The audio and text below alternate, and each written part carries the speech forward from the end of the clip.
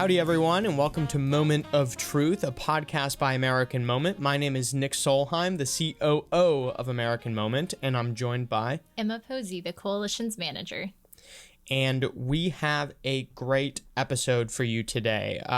Today we had a conversation with Dr. Brad Wilcox. He's going to be mad at me that I called him doctor, but he's a fantastic guy. He's the director of the National Marriage Project at the University of Virginia, and a senior fellow at the Institute for Family Studies. But before I jump into his bio, just wanted to run a couple things by you. First, that you should rate our podcast 5 stars on Spotify, on Apple Podcasts, and that you should subscribe to our YouTube channel. We don't make we don't make Jake and Jared edit for hours at a time on the weekend just for you to listen to the podcast. So please watch it. I am trying to dress nice. This is like kind of a new thing for me, So take all of that in. Watch on YouTube, please. Also, we have a form on the website, the interest form for Summit, a conference on American statecraft. I would encourage you all to go fill that out. We are going to have some very exciting updates soon. I know I say that every week, but putting together a conference is just it's a lot of work. It's hard work. So moving into what we were talking about with Brad today, the family. Why is it important? What does family structure do for our society, for our culture?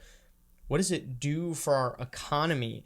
Brad is one of the leading experts on the conservative side of this issue. We've taken a big interest, in family policy here at American Moment. One of our core principles is that, the family rooted in faith and tradition is the bedrock of our nation and must be protected. I almost forgot the language there.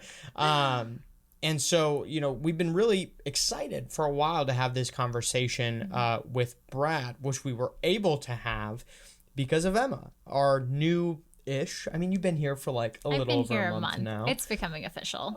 Yeah, it's for real. We were just talking about this before, like, we can't fire you. Like, now we need you. Yeah, it's been pretty great. I've secured my spot here. Yeah. So tell us a little bit about your, how you got to know Brad.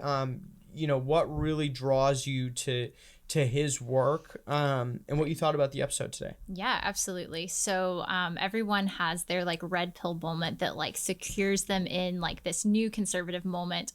And so for me, it actually started officially about a year and a half ago. I took a class called Feminist Theology, and it's just everything you could possibly imagine. And so as I'm in this class, spending every day going to my Catholic professor's office, who was my political science teacher and mentor, and saying, what in the world are we supposed to do with this? Because more or less, we're taking philosophy, we're taking scripture, and we're taking our own cultural expectations, and we're using and abusing it to sort of justify the lifestyle and the reality between men and women, between parents and children that we want.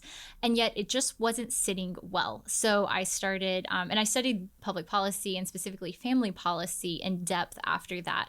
And so it was actually coming across Brad's work just sort of as I was researching for a paper that I started reading and really learning about the importance of family formation. And it's not only that marriage is a good thing and we should support it, but statistically, case after case after case, children who are raised in a 2-parent man-wife married household do better on every measure, educationally, psychologically, behaviorally, and financially. And people who are married do better too, more so than any other family structure possible.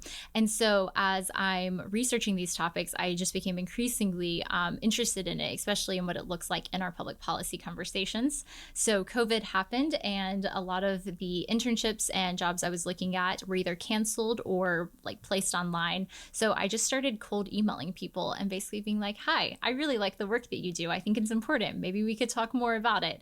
And so Brad was one of the people that I reached out to. He was very kind. I remember I was in Alexandria one day and I got a phone call. And so number I didn't know, I answered, and it was like, hey, this is Brad Wilcox. And I was like, oh my gosh, Brad Wilcox is calling me right now. This is the coolest thing ever. Like, right, this nerd. is, no, straight up nerd. Like, you all will know. Yeah, so we started working together about a year ago. Me as a research assistant working for him and helping him out on some of his projects, then also working with the Institute for Family Studies. Yeah, so it was a great full circle moment here to have him on the show and getting to continue having these conversations with him that began in such a fortuitous manner all this time ago. Yeah, and we, it's thanks to you that he was on the episode. You were able to make the connection for us, and so we thought it only fair that we have you make a cameo on the podcast again. But to give his official bio, Brad Wilcox is the director of the National Marriage Project at the University of Virginia, professor of sociology at the University of Virginia, visiting scholar at the American Enterprise Institute, and a senior fellow at the Institute for Family Studies. In his latest work, Soulmates, Religion, Sex, Love, and Marriage Among African Americans and Latinos, Brad Wilcox shines a much-needed spotlight on the lives of strong and happy minority couples.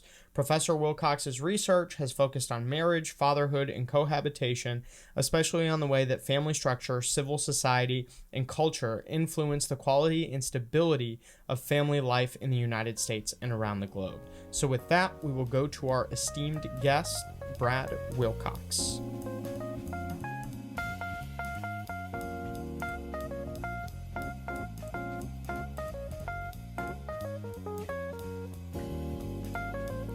Thanks for coming on the podcast, Brad. Good to be here, Nick.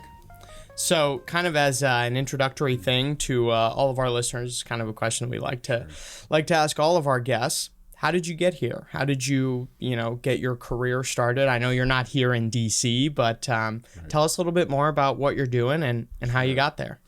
Yeah, well, Nick, I was raised by a single mom, and when I got to the University of Virginia, I came to kind of the realization that both kind of personal and sort of intellectual, as I was sort of engaging professors and reading things, that dads were pretty important for kids in general, and for me as a young man myself, kind of not having a father in my life on a day-to-day basis.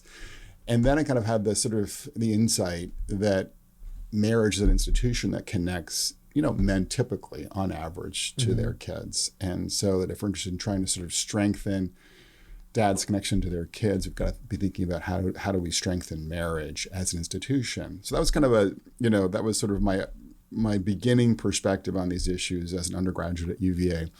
And then I went on to sort of work at a small think tank in Washington, and then study sociology of both family and religion at Princeton for a number of years, get my PhD, and then I was able to come back to UVA to teach sociology, basically of family and religion at the University of Virginia. And then I've been writing for more popular audiences, since the mid 2000s, basically on topics related to family and related to religion as well. So that's sort of the short, kind of gives you kind of the short perspective on what kind of brought me into this arena and why I'm, committed to working in this space as well. Yeah. I think a lot of people in DC end up working on, issues that they're very passionate about. And obviously you've had a lot of, personal experience that's been very impactful to you. Tell us a little bit more about your family now. We were talking a little bit before the show about your kids. Sure. Tell us about your family and how they play into all this.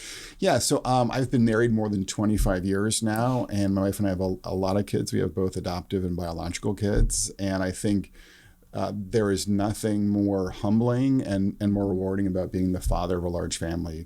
You see so much, experience so much. And one of the things that I appreciate, though, about having a large family now is that there's kind of this thing that happens every summer where I'm in the pool kind of playing with and teaching my kids how to swim.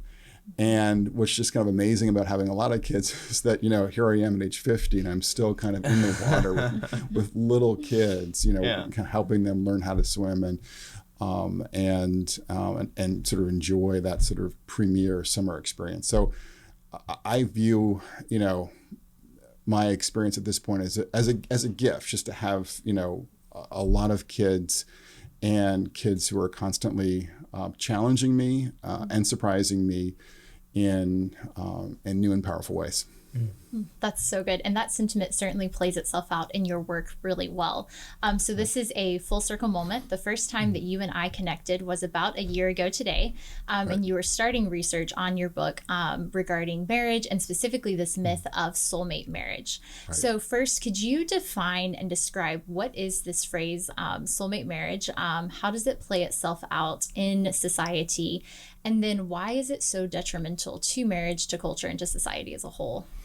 Yeah, so I think there's this kind of romantic idea. I mean, it's always been there to some extent, right, in our culture for a very long time. But it's sort of, I think, gotten additional oxygen since the 1970s when we kind of had this more kind of expressive and more emotional view of marriage kind of come to the fore. And it's articulated and expressed, in 1,000 pop songs and 100 self-help books. But it's kind of this idea, the soulmate model is this idea that marriage is about making you fulfilled, about finding someone who kind of makes you happy, who meets all your needs, who kind of connects with you on some deep and powerful level at all times and places, and for whom there aren't necessarily all that many sacrifices you have to make to kind of make this relationship work. And this kind of more emotional, more therapeutic approach to marriage basically discounts sort of the importance of children. It discounts the importance of cash or money in kind of in a family and a marriage. And it really at some level discounts the importance of commitment, so those 3 C's are discounted, and the problem with the soulmate model of marriage is it doesn't sort of recognize and appreciate how marriage is much more than a feeling. It's about kind of establishing an abiding relationship with one person.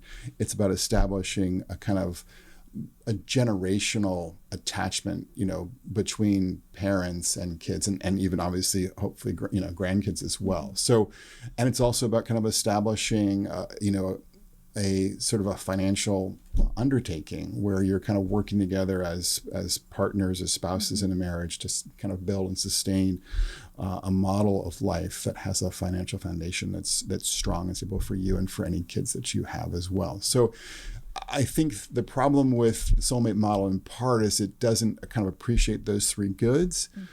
Another problem with the soulmate model is it's quite fragile because, feelings are a fragile foundation for any relationship and for obviously a marriage in particular, because our feelings ebb and flow, over time. And people don't necessarily see that when they get into kind of the soulmate approach.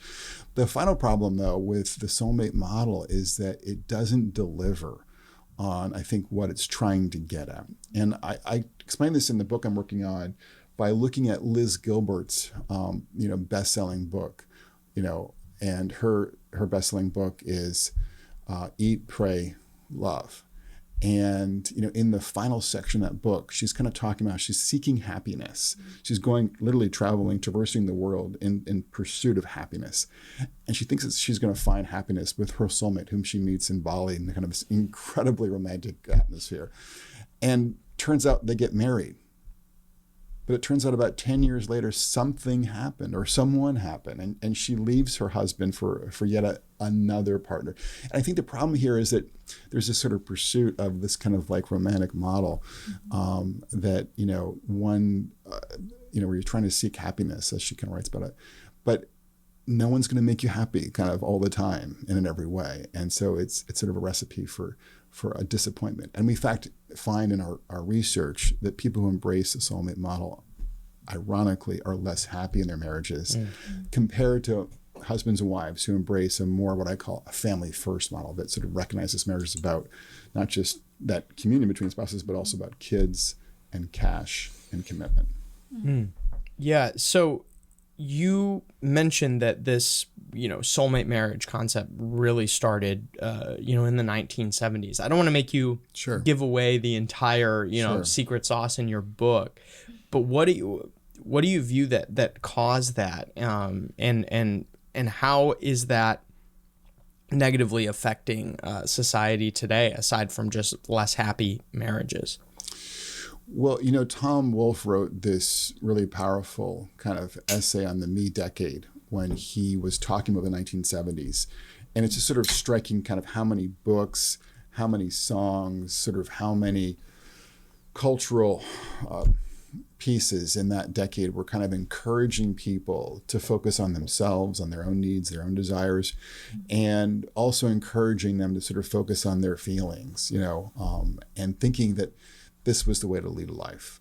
And so that, I think, sort of set of orientations in the 70s dovetailed nicely with this kind of more soulmate model of marriage that we see, I think, lift off. And it's, of course, no accident also that this is the decade when divorce just, goes through the roof in American life. And so when we hit the 1980s, divorce begins to kind of come down. And I think in the wake of the 1980s, for those folks who are getting married post 1980, there is a kind of either explicit or even tacit recognition that the soulmate model and a kind of easy approach to divorce is no longer prudent or even, the most obviously principled way to go about marriage. Yeah, that's really good. So I was reading another marriage book the other day, and it was talking about this two-part understanding of marriage. And so one is this idea of mutual sacrifice, and the other is personal fulfillment. And I think it's really easy for our generation to focus on the side of personal fulfillment. So the spouse that I'm with, like you were saying with the soulmate marriage, is the one who makes me my best self and makes me come alive. And they really embody everything that I want to be in life. And yet the moment that they're no longer providing that, in your life, then all of a sudden you're left to question, then what is the point of this relationship? Like, why am I still in it? So I was wondering if you could talk about how we should understand marital success and happiness. And and then like, what's a good measure for this? Like, how should we conceive of this? What should we aim for? And then as a follow-up to that, do men and women perceive marital success and happiness differently? And if so, like, in what ways does that typically manifest itself? Because I could imagine that there are instances, and you read stories of this, right? Where like a man's like, yep, my marriage is going great. I'm so happy. And then the wife is like, but actually I want a divorce because this is miserable. Right. And so like, what's going on in these instances where there's just a major disconnect? And so, sort of like paint like the best picture, and then how men and women might like perceive that differently and can pursue that together. Sure.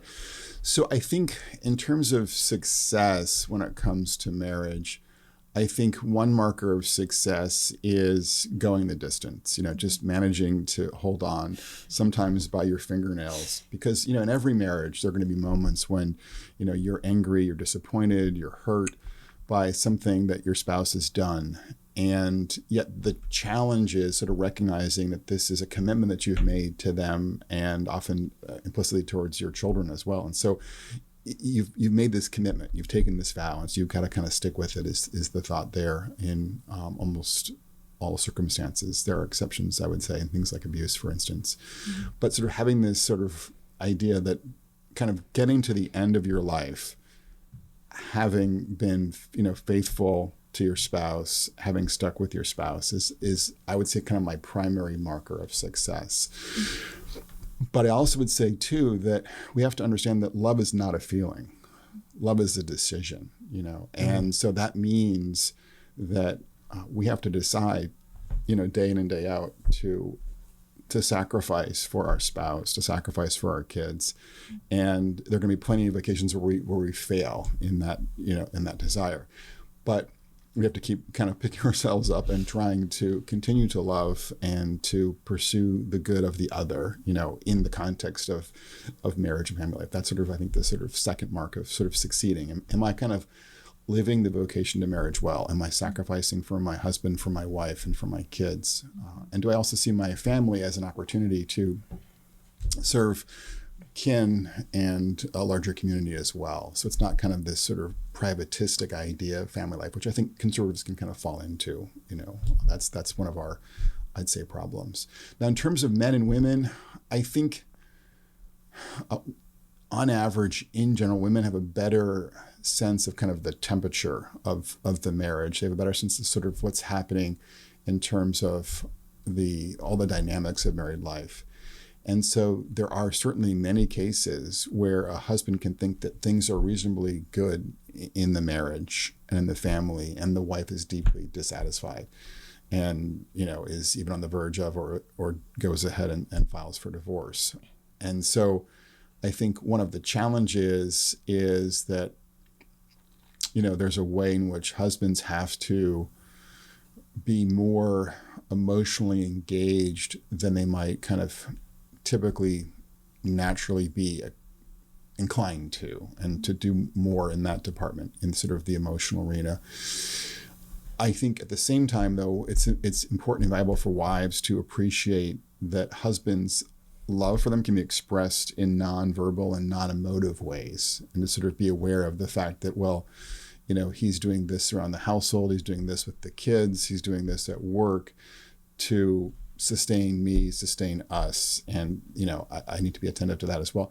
And then also too, to have emotional outlets outside of the marriage, where, you know, a girlfriend or a sister or a mother or another woman in her world is, you know, providing kind of, you know, friendship that will give her different ways to experience intimacy and different sources of support besides just kind of relying upon her husband, so that, you know, she's able to get, if she's looking for, you know, more intimacy and more emotional connections, she can kind of see them, you know, as being realized in venues that are not just with her husband. That helps, I think, too, in terms of like making, you know, married life, and this is true for men as well, but I think when you're kind of embedded in a broader community as both a husband and as a wife, that kind of in some ways it brings down in a healthy way the expectations that you might have for, you know, your husband or your wife kind of meeting some of your core emotional and social needs. Yeah, I want to ask you about COVID-19. I know we're all sick of talking about it, but the pandemic, I found my, you know, now fiance at the very beginning of the pandemic, and I think people predicted a lot of impacts that the pandemic and being you know, locked down and not being able to go to work and not being able to meet up with your friends or whatever. People predicted that things would happen, you know, that it would you know, affect perhaps marriages and, you know, negatively, maybe increase fertility. You know, so I want to ask, what were your predictions prior to, you know, maybe a year of being locked down, and where were you proven right? What has, I guess, as an initial question, you know, Right. how has the pandemic affected marriage and family? Right. Well, I think it's important for me to acknowledge that I've gotten things wrong in the past when it comes to predicting kind of what's going to happen to families in the future. But honestly, in March of, you know, 2020, I published a piece in Wall Street Journal just after the lockdown had kind of taken place, and I predicted that moment in time that we would see a decline in divorce, and that we would see kind of a growing sense of commitment and appreciation for all that kind of marriage, a spouse, a family does for someone. And so that piece was published in the journal in March of 2020. And a lot of people at that time were predicting that we would see a huge spike in divorce. This would kind of gut marriage. And they were wrong. And in this case, I was right. So there's a way in which, and the point is that in the face of kind of dramatic social problems, dramatic, you know, historical traumas, in a sense, you know, people often realize how much their family and their friends matter to them. And I think that happened for a lot of us during COVID. And so I certainly had a greater appreciation for my wife and my family at this moment in our history. So that's what has happened. We have seen, for those folks who are married, more commitment on average, less divorce on average, you know, greater appreciation on average in our American marriages. That's the good news. Now, the question is, how does kind of COVID and the consequences of COVID affect family formation, affect kind of how people are getting married? And so my big worry going forward is that the kind of social conflict and economic fallout, political polarization that we've seen kind of in COVID time, I'm just not sure how that's going to affect the likelihood that young adults today will be getting married in the next couple of years or even the next decade. So my big question, and right now it's just a question, is sort of how does the future play out for, you know, both marriage and fertility? And we've got a big new survey that we've done with YouGov on this question. So I hope to have some better answers to sort of that issue. Like, what's the future look like post-COVID for marriage and fertility? But I don't yet have a clear sense of how this is going to play out for, marriage and fertility in the next, basically, 3 or 4 or 5 years. So that's the question for me. Yeah, and what would you say? I mean, pin picture for us. The I know you don't have the results yet, but what could the best and worst case scenarios be? I think the best case scenario is that kind of in the face of this sort of, I talked to a lot of singles, during COVID time who were, kind of painfully single, and they really realized that, for them, being living without a spouse meant a lot more loneliness in this unusual moment, right? And so I think for some of them, there was a heightened interest in finding a spouse and getting married. So the rosy scenario here is that this trauma leads a lot of people to sort of reevaluate their priorities and to find, a good partner and marry that person, start a family. That's sort of and they would do so in larger numbers than we saw prior to COVID hitting. I think the more dystopian scenario is that all the kind of economic dislocation, all the political and cultural polarization that we have seen may lead us to a world where a substantial share of young adults just kind of feel like they don't have the economic resources and even kind of like the sort of cultural confidence, in marriage and in family life to go ahead and pop the question and go ahead and get married and have kids. So if that scenario comes out, what we might see is a world where there's even more polarization by ideology and religion, where young adults who are more religious and or who are more conservative are kind of continuing to marry and have kids in relatively higher numbers. But young adults who are less religious, more progressive, and also who are more economically disadvantaged are even less likely to marry and have kids. And we have talked about at the Institute for Family Studies kind of 2 possibilities that are pretty sobering. One is that about a third of young adults kind of your age will never marry, and that would be kind of a really dramatic historical shift. And then the other related possibility is that about 1 in 4, 25% of young adults your age will never have children. And what this would mean is that there'd be a kind of a whole generation of American men and women who are kind of living what we call kind of the bare branches way of life, where they have no kin of their own. And I think for a lot of 20-somethings that might seem kind of fine today, but when you kind of move into midlife and then older life, that is a pretty hard road to walk. And we saw a really powerful article in the New York Times about Japan, kind of chronicling an older generation of Japanese adults today living on their own and often unvisited and, even in death, not being discovered for days, weeks, even months. So there's like a whole industry in Japan where these companies go in and clean out the remains of apartments and homes where older Japanese have died and not been discovered for a long period of time. So this is kind of like a very dystopian, long term. So the concern here, right, is that, I worry that we're going to see a large number of young adults today never having a spouse, never having a child, and kind of losing out on, and some people, shouldn't marry, shouldn't have kids. That's understandable. But there are a lot of people I think who are going to be wishing that they had a spouse, wishing that they had kids, and won't be able to for any number of reasons. So historically, aside from, the example of Japan that you just mentioned, have we ever seen anything like this before? I mean, approaching in any past society like this level of, not like non-marriage and also...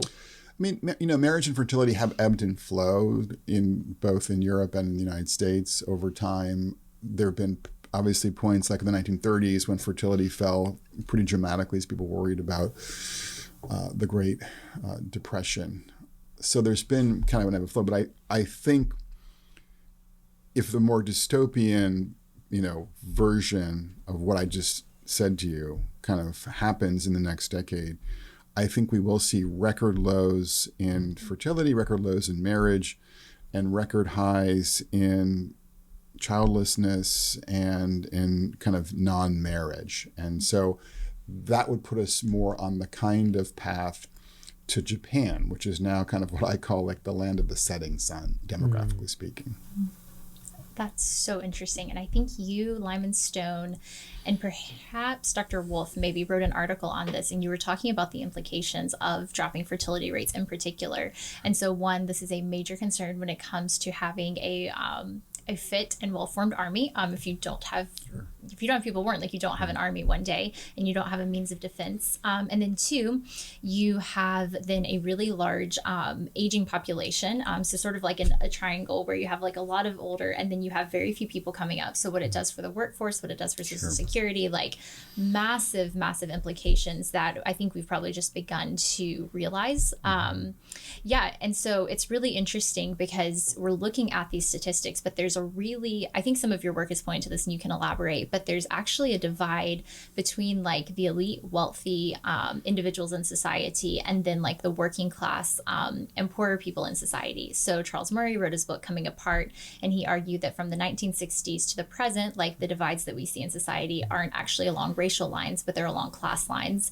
And so whereas the 1960s and before, like we typically had the same experience. So we would eat at the same restaurants, shop at the same stores, we would attend the same churches on Sunday. But now, and increasingly since then, like the elite and then like middle America working class are in just two totally different worlds where they don't talk the same language, they don't watch the same things, and their experiences are completely different.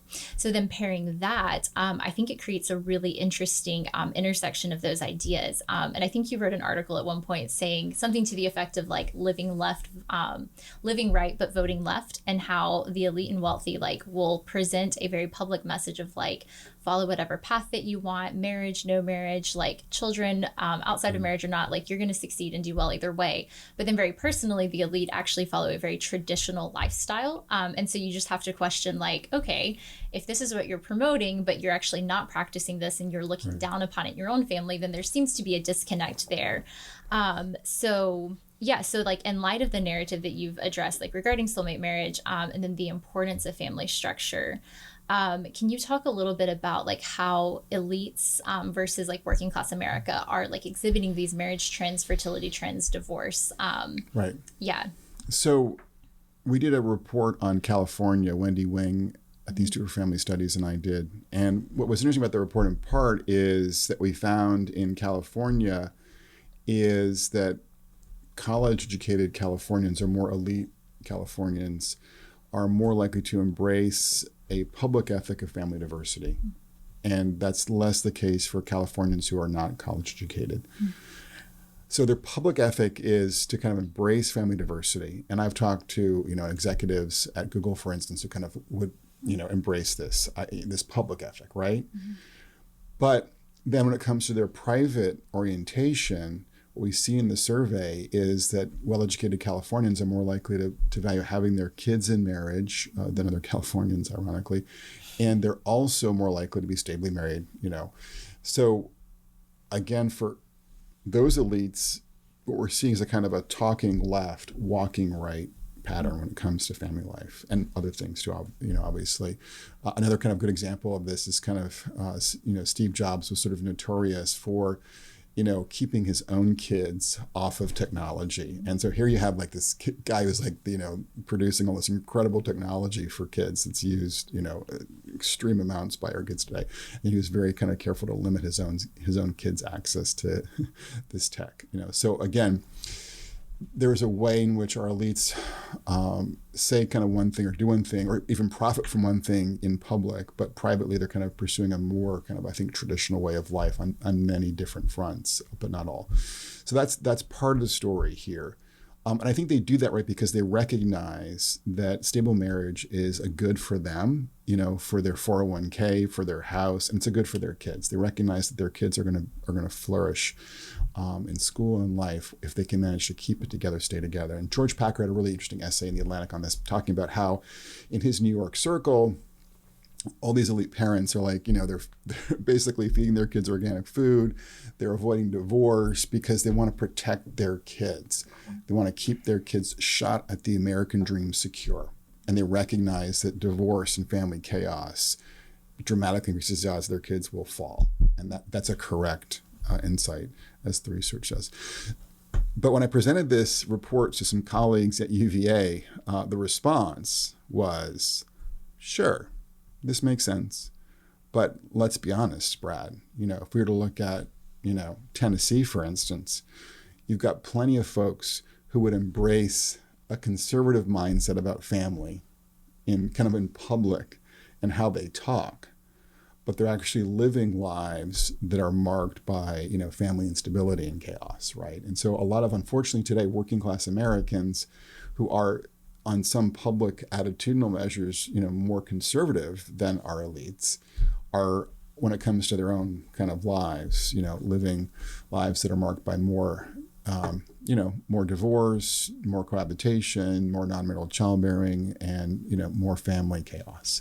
And so I think the challenge for us, in part as a country, is how do we get our working class Americans to live, more like the Google executive that I spoke to in the Bay Area, and get more of our elites, like the Google executive that I spoke to in the Bay Area, to actually publicly communicate to every American the value of stable marriage for adults and especially for kids and for communities. So that's I think the challenge in part facing us both culturally and policy-wise, and then also economically, is how do we kind of move to a world where we're reinforcing the importance of stable marriage publicly and making it also a more accessible path for working class and poor Americans. Mm.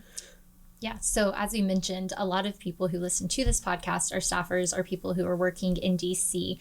So can you talk us through ways that we can make that part of our common nomenclature? And so, so one of the things that you've written on extensively, Brookings has written on, and is starting to take over, I think, more of like a just major news media, is this idea of the success sequence.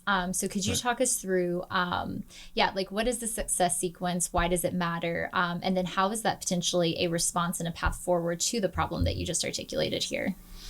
So the success sequence is a kind of idea that was articulated in part by Bell Sawhill and Ron Haskins at Brookings Institution, a number of years ago. And then Wendy Wong and I looked at kind of its relevance for millennials today. And we found that millennials in their 30s who basically got at least a high school degree, who worked full time, who married before having kids, had a very small risk of poverty. Only about 3% of them were poor in their 30s. And also, had an 86% shot at being in the middle class or higher if they kind of have taken care of at least some basic education, worked full time, and married before having kids. Mm-hmm. Now, when you talk about the success sequence, you often get a kind of sneering response on the part of many of our elites. I mean, the irony there is that I'd say almost everyone who's critiqued me on this issue has themselves followed or is following the success sequence. I always kind of laugh that these are people who on the one hand are saying, oh, the success sequence, blah, it doesn't matter. It's not important. It's so bourgeois, whatever. I'm like, well, I'm curious, like, what is your path? And almost every one of them has followed the success sequence themselves. So it's like, okay, I'm gonna watch you walk, not gonna listen to what you're saying talking. But so the point is that we see that there's this link between these three things. Now, there's no controversy over the value of education, no controversy over the value of work. When it's really all comes down to marriage. The marriage piece of the sequence makes a lot of people kind of nervous or upset or contrary, including Matt Brunig, the sort of progressive blogger and activist. And people like Brunig would say that when you look at people's economic success, work does all the work. That's his line. And that as long as a household has a full-time worker, they're going to do fine financially.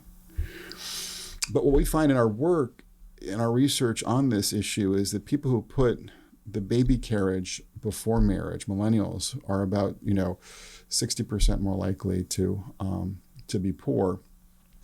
And I think what's happening there, and what Matt Bruning doesn't appreciate, and people like him, is that marriage is a stabilizing force in the lives of young families.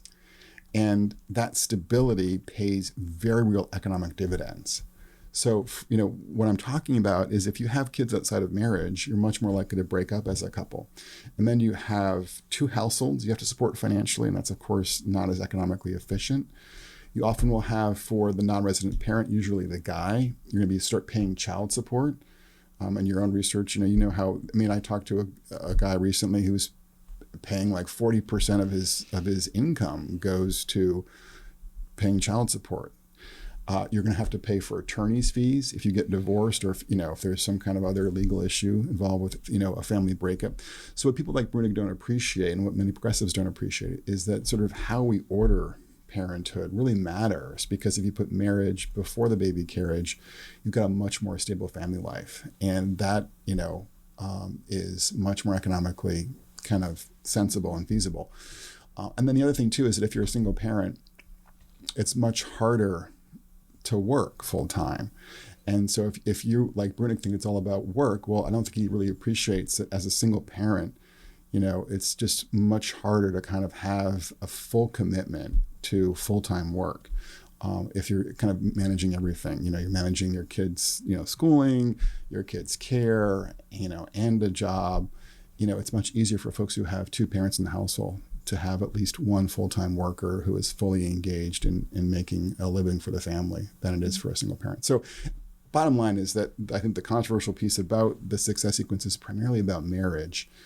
And yet the critics, I think, don't appreciate how marriage is a stabilizing force in kids' lives, adults' lives, and that has it has huge social implications, but also has real practical financial implications as well.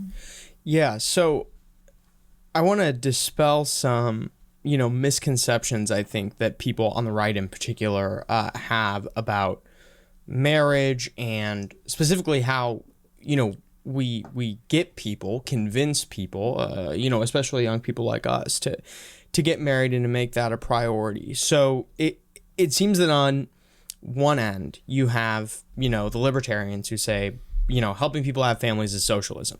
Okay, whatever. And then you have people kind of on the other side of the spectrum who would be almost like just New Deal cultural conservatives, sort of like, yeah, we should just like give people checks every month till, if they have kids, whatever. My instinct is that both of these opinions are wrong, and that the right answer is probably somewhere in the middle. What distinguishes us from, the left when we're trying to, incentivize people to do something that's a public good? I mean, it's good for your country, it's good for your community that you get married and have kids, it's good for you. How do we convince people to do it in a way that's not, just giving away a ton of free money or, not doing anything at all? Well, I think part of the response to your question is to understand and appreciate, when it comes to the diagnosis, that the reason that we're not getting married and not staying married and not having kids in numbers that we were doing, in some earlier era, is partly cultural. Mm-hmm. And the left is sort of allergic to that cultural story in the main, that cultural diagnosis. And so on the right, I think we've got to do a better job of basically communicating in our public institutions, from public schools to public PSAs, how much marriage matters for adults and kids. I mean, a lot of 20-somethings, kind of your age, roughly speaking, think that sort of having fun and focusing on your job is much more likely to make you happy and to give your life a sense of meaning, direction, and purpose. They are wrong. Mm-hmm. The data is very clear on this, that marriage is a much better predictor of your emotional well-being, for instance, than work. That marital quality is a better predictor of, your emotional well-being than your job satisfaction. So we kind of need to do a better job on the cultural front, I think, to kind of change the sort of cultural approach. On the policy front, I think we have to appreciate is that, education and work are crucial to renewing family life. And so just kind of giving people cash, as many on the left want to do, is not going to cut it. And so what we need to do on the education front is to turn our educational attention away from higher education and towards vocational education or technical education. And both in terms of how we fund and how we prioritize what's happening in our high schools, for instance, we can just do a lot more to prepare our young adults for things like, IT or, culinary work or, plumbing or, construction, things that have, jobs that have some real relevance to a lot of ordinary young adults who are often neglected and overlooked, and that put them on a path towards a decent job and towards establishing a financial foundation that makes them good prospects for marriage. So that's the education point. The work point, I think, is to recognize, as Orrin Cass has argued in American Compass, you got his book right here, that we need to make work pay for Americans who don't have college degrees. And the right has got to sort of rethink this, and I think in a pretty powerful and profound way. And one way to do that is by, a wage subsidy, I think revamping the EITC, their income tax credit, so that it's basically subsidizing work on a paycheck to paycheck basis, and it's also not penalizing marriage in terms of how work is being subsidized. So that people have a sense that I can help to support a family with with this reformed policy, this work-friendly policy. And then when it comes to affording the costs of raising kids today, I think some kind of family allowance that is targeted towards kids is a step in the right direction, and really pushing kind of in a dramatic and powerful way school choice. So we kind of are giving families the choice about how best to raise their kids. And that might mean a charter school, it might mean a private school, a religious school, whatever. But we've seen in the last year and a half, obviously, how so many public schools have failed our kids. And that failure extends now beyond just, the three R's. Mm-hmm. It also extends, as we know, to kind of their inability to form our kids for strong relationships, strong marriages, strong families down the road. Too many public schools kind of fail in that domain as well, in the cultural domain. And so we've got to give our families more choices. So in terms of a conservative agenda, policy agenda, it's got to, I think, look to, education when it comes to doing a better job on vocational education and giving parents a lot more choices. Like, Indiana's just pushed through basically a voucher scheme that allows families in lower and middle class contexts to have more than $4,000 per child to make the choice that they think is best for their family and their kids. That's the direction we move. And then when it comes to work, doing kind of more to reform how we subsidize work. And then when it comes to marriage, finally, we have got to stop penalizing marriage in our means-tested programs. And so right now, particularly Medicaid and many of our child care subsidies are kind of set up unintentionally in ways that end up making marriage a bad deal financially, particularly for working class couples who have seen the biggest, retreats from marriage in the last 3 decades or so. And so people on the Hill need to be thinking about new and creative ways to eliminate marriage penalties in our means-tested policies, so that I was talking to a couple, for instance, in Virginia recently, beautiful 2 daughters, 2 young daughters, and talking to them, it's clear they're not married. I'm like, what's sort of going on here? And they said, well, actually, it sat down at the kitchen table, and they'd gotten out probably their smartphone, and they just ran the numbers, and they'd figured out that if they were to marry, the mom would have lost access to Medicaid, which was their only access to health insurance.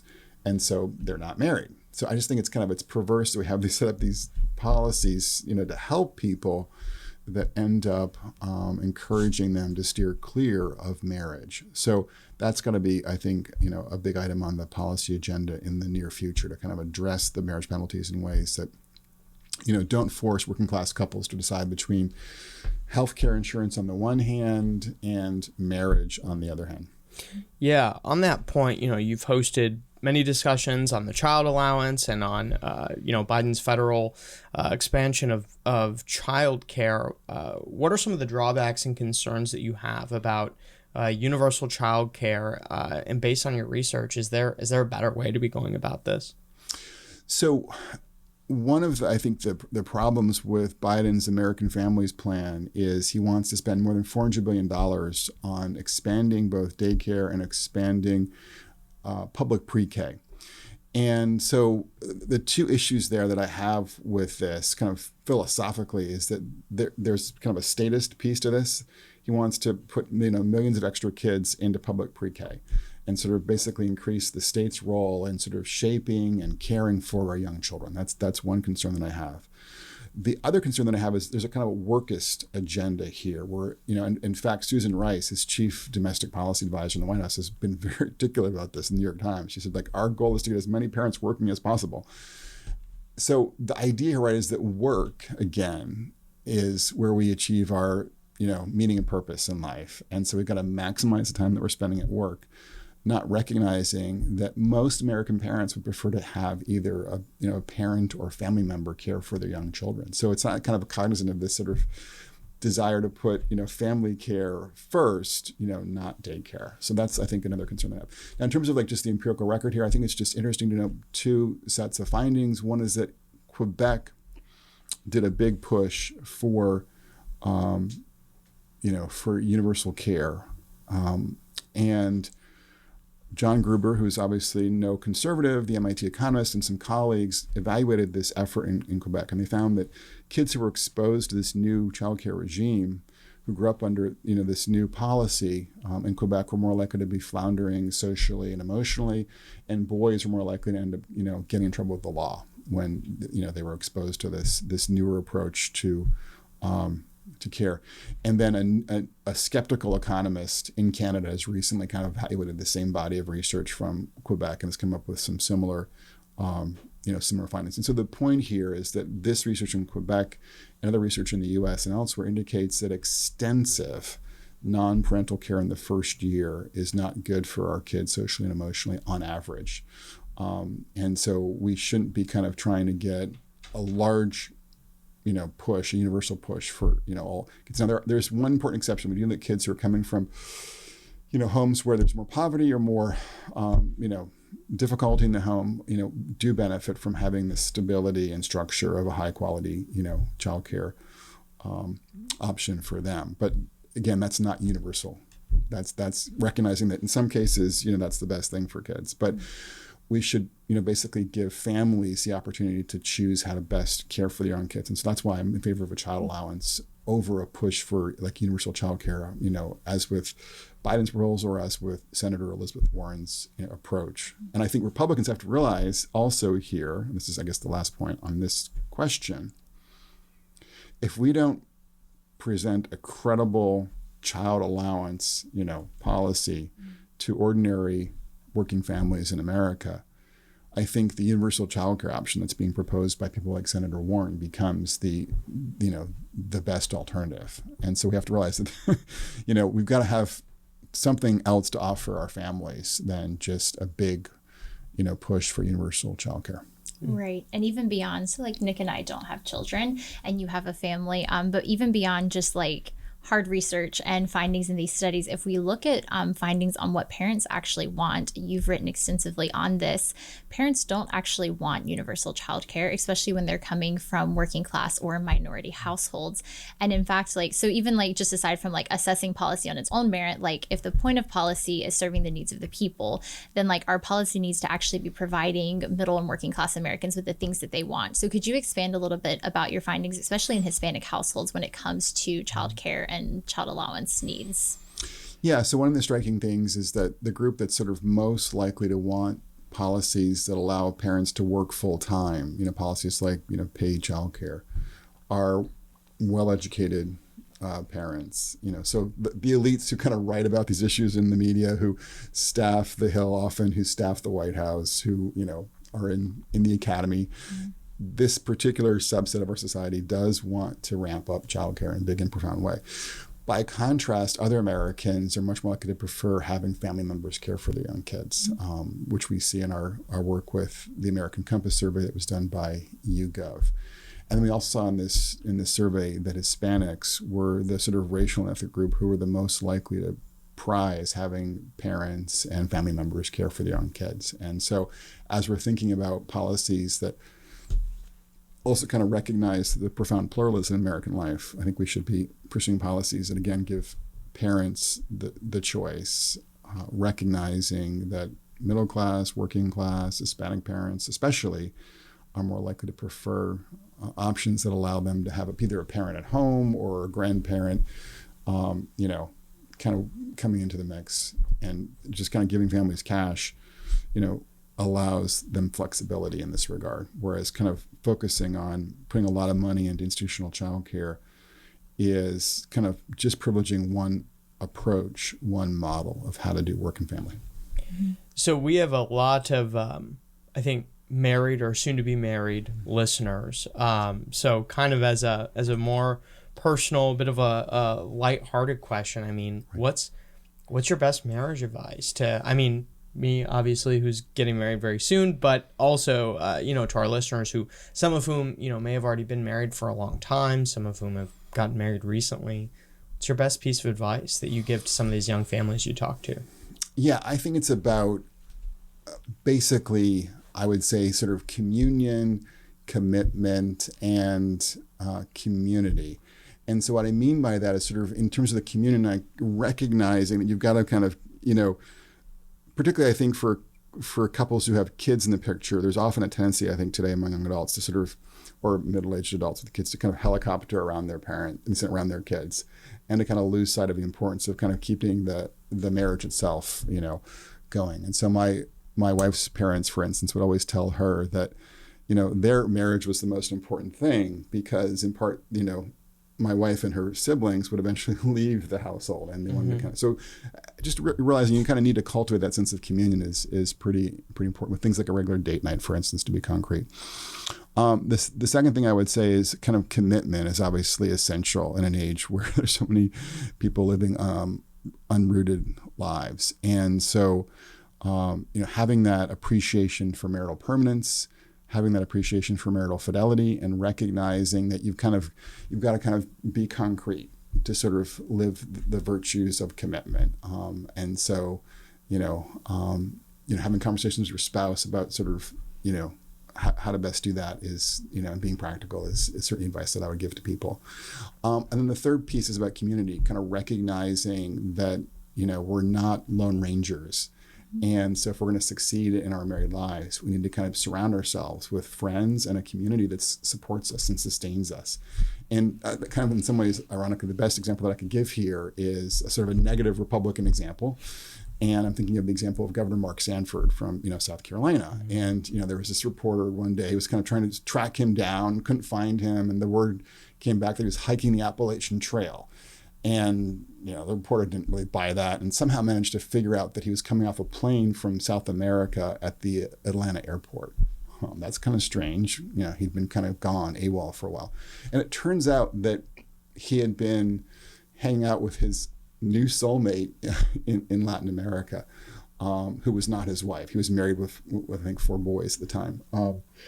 And what had happened when you kind of look at the story here is that he had a bunch of buddy friends, guy friends, and I think like every year they would go on some big international trip, and do who knows what, but not good stuff. And so on one of these trips to South America, he had met this woman, who was not his wife, and, ended up, having an affair, getting divorced, the whole 9 yards. But the point is that this, in part, all this began because he made some bad decisions about his friendships. And if he'd made better decisions about his friendships and kind of who he, hung out with, he probably would not have ended up getting divorced, and being unfaithful to his wife in this particular way. So the point I'm making simply is that, it's really important kind of who you hang with when you're married. And so pick your friends, pick your community wisely with an eye towards people who will sustain you in your married life. Yeah, you are who you spend time with. Exactly. That's totally. so true. Yeah.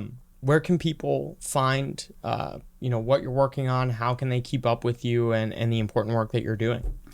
So you can find our research at familystudies.org for the Institute for Family Studies. And I'm on Twitter at Brad Wilcox, IFS. But I think Family Studies is a great place to go for our work. I'm also doing a new report this fall with AEI as well, and kind of the post-COVID family and kind of what that's going to look like based upon this new survey with YouGov. Cool. Well, thank you for coming on the podcast. Thanks. We appreciate it. It's been excellent. Thank you.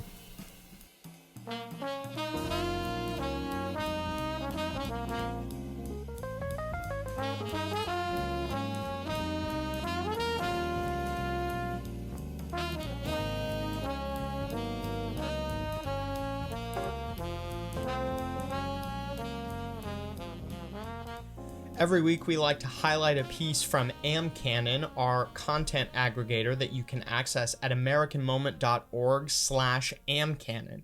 The piece that we'd like to highlight this week is a piece by Michael Brendan Doherty in the National Review called "For the Children, America's Fertility Rate Problem." This is something that, I've taken a particular interest in, as someone who is looking to, start a family relatively soon. And I guess I had my own, red pilling moment about, the fertility issues going on in the United States. And this isn't just, there's much ado made, by myself included, about how, chemicals and the things that we consume, that we put in our body, on our body, even the clothes that you wear can affect, men's fertility and testosterone and that sort of thing. But fertility goes much deeper than that. It goes to why are people deciding to have kids or to not? Why are people deciding to have families or not? And in Michael's piece, what he kind of talks about is what this world is going to look like, where, people deciding to have, to get married and have kids is a less fashionable option. It's more something that's looked down upon. Fatherhood, motherhood, instead of something that's celebrated at a young age, as it should be, is something that's more, why would you do that? Or why would you do that so soon? And it's been, I would say, a real drag on today's youth. What do we exist for? Why are we here, if not to, create the next generation? So I'd highly recommend that you check this piece out. Emma, what do you think about this? Yeah, absolutely. So this piece hits on it, and we actually talk about it some on the episode today, but particularly looking at fertility rates pre, during, and then post-COVID. So initially when we went into shelter in place and orders went out, etc., everyone was like, oh no, here's going to come a big baby boom. Couples are locked away, days on end, nothing to do. But in reality, we saw the complete opposite happened. And America actually went through a significant baby bust with fertility rates dropping down to 1.7. And this is super wonky in the weeds, but to have a sustaining society, you need your fertility rate actually to be at 2.2 average births per woman. And we were significantly below that. And so I think studies that were done have, and this article talks about it, have hypothesized that we've actually foregone about 500 to 800,000 children during the COVID time, and then moving forward because of the scarcity there and the way that people responded. And so now, as we're coming out of COVID, looking ahead, we have low fertility rates, but now, like Nick was saying, we also have a culture that doesn't value and it doesn't prioritize children for various reasons. And so that's going to have a really significant impact on our culture and on our society's flourishing as a whole. So this piece was really interesting, hit on a lot of it, and talked about a few scholars who have been doing really good work on this topic. Yeah, let that be our exhortation to you. Get married, have children. It's actually funny as a side story, little Easter egg. When Evie and I were in Alaska, the last day we were there, our flight left at 9 p.m. And so we went up to Chena Hot Springs, which is natural hot springs, 60 miles north of Fairbanks, Alaska. And we went to, they have this ice bar. Well, it's a whole ice palace, but there's a bar on the inside, and it's all made of ice, and they only serve appletinis. Don't ask me why. Maybe it's because it doesn't freeze. I don't know. But we're having our appletini in an ice glass sitting on an ice seat at a nice bar. That sounds horrible, by the way. I don't know why anyone would choose to do that. It was covered in in I think it was moose hide or something. So your butt wasn't horrible. Cold, but it was really cool. But we were at this bar, and kind of adjacent to us are these big Russian guys with beards, right? And they're kind of yelling, just having a good time, and they start basically they're celebrating, and they say, hey, we're gonna buy everyone at the bar another round. And I was like, oh God, another appletini? Are you kidding me? So anyway, they he brings out kind of the next round, and so we're talking to some of these guys right next to us, Turns out they're not actually, like, they're not Russian citizens. They're American citizens. They were salmon fishermen from in Alaska, and they had gotten to the point where they're so senior, right, in the fishing community that they fish for like a couple weeks a year, and then they just like vacation. So they'd rented 2 RVs. One they said was their bar RV, and the other one was their sleeping RV. It was very Russian. And they drove like 10 hours, up to the hot springs. But anyway, I was talking with them, and they were there. These guys were there with their wives. And so we made mention of the fact that Evie and I had just gotten engaged, and they were, oh my gosh, they wanted to celebrate. They were going insane. And I asked them, I said candidly, I mean, you guys seem to be, a little like elders, I guess, It turns out these guys were only in their late 40s and like already had grandkids. But I said, what's your number one piece of advice? And the oldest guy in the group says, have kids. Like it is the best thing. It is like my joy when I come home from weeks out on the boat fishing, to be home with my children and to take care of my wife. And these guys, in their late 40s, each of them, I think the smallest group had, I think the smallest family was like he had 6 kids or 7 maybe, and the most was 11. I mean, it was just an insane amount. But this was just one of the, like, they were, right. All these people were the most joy-filled, marriages and families I've ever seen. So, right. If you're going to take any advice from us today, and from some random Russian guys I met in Alaska, get married, have kids, make it a priority. Just to kind of close out, you can find us at AmericanMoment.org and on Twitter at AMMomentorg. You can find me on Twitter at Nick S. Solheim. That's SOLHEIM. What's your handle on Twitter? I actually don't even know. And you can find me on Twitter at EmmaPosey7. Okay. Which is a holy number, so that's pretty great. It's just because there were 6 Emma Posies before you. Like you The Lord saved it just for me. Yeah. I'm sure. All right. Well, we will see you next week. Have a good week, everyone. Moment of Truth is an American Moment Studios production filmed at the Conservative Partnership Center. Our podcast is produced and edited by Jake Mercier and Jared Cummings. Our intro music is A Minor Struggle by Ryan Serenich. Don't forget to like and subscribe on all platforms, and you can go to AmericanMoment.org to learn more.